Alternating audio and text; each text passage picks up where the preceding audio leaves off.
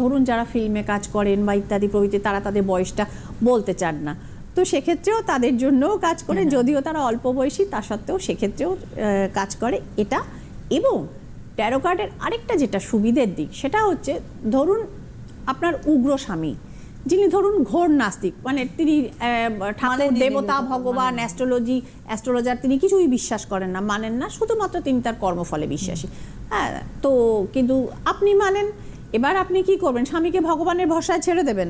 তো সুতরাং তার প্রমোশনটা আদৌ হবে কিনা, কেন তার প্রমোশনটা স্টাক হয়ে রয়েছে, তার পেছনের লোকেরা এগিয়ে যাচ্ছেন, তিনি পিছিয়ে রয়েছেন বা সেখানেই থেকে ডিপ্রেশনে ভুগছেন, তো সেটা জানবার জন্য কোথায় তার ব্লকেজ, তিনি কি মানে অফিসিয়াল কনস্পারেসির শিকার হচ্ছে, না তার গ্রহগত কোনো সমস্যা রয়েছে, সমস্যা লুকিয়ে রয়েছে আপনার বাস্তুতে, সব কিছু কিন্তু ভেঙে উত্তর আপনাকে দিতে পারে ট্যারো কার্ড। এবং ট্যারো কার্ডের পরেও আরও ডিটেল অ্যানালিসিস চাইলে ওরাকেল কার্ড, তো এই ক্ষেত্রেও হয়। এবং আরেকটি জিনিস, শুভরাত্রি সম্পর্ক আমি মনে করি যে আমাদের কেরিয়ারের মতোই আজকের যুগে খুব ইম্পর্টেন্ট।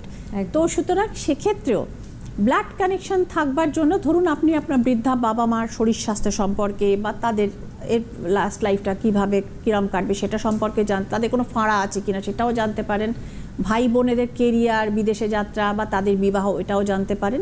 এবং কনজুগাল রিলেশন থাকবার কারণে আপনার স্বামী বা আপনার স্ত্রী সম্পর্কেও জানতে পারেন, ওই যে বললাম তাদের প্রমোশন কতদিনে হবে, বা আপনার স্ত্রীর বুটিকের ব্যবসাটা কবে থাকতে রমরমা হবে, ইত্যাদি প্রভৃতি অনেক কিছু। সবথেকে বড় যেটা জানতে পারা যায়, আপনার পার্টনার আপনার সম্পর্কে কি ভাবছেন, পৃথিবীর আর কোনো সাবজেক্টে এটা কিন্তু জানা যায় না।